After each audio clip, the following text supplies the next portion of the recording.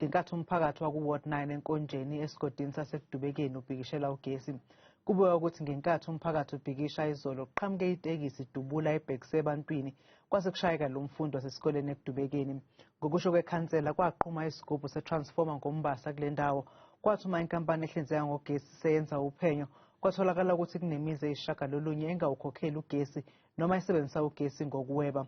Umuzi ngamunye wabe usuhlawuliswa imali engu-R6,000.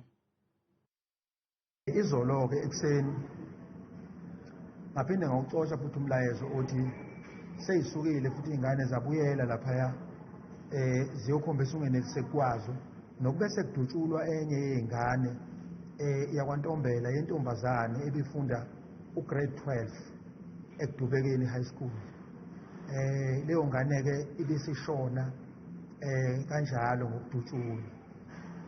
Oyidubulile-ke kuthiwa-ke ubonakele ngoba umuntu obehamba ngetekisi uma besho abathi udubulile.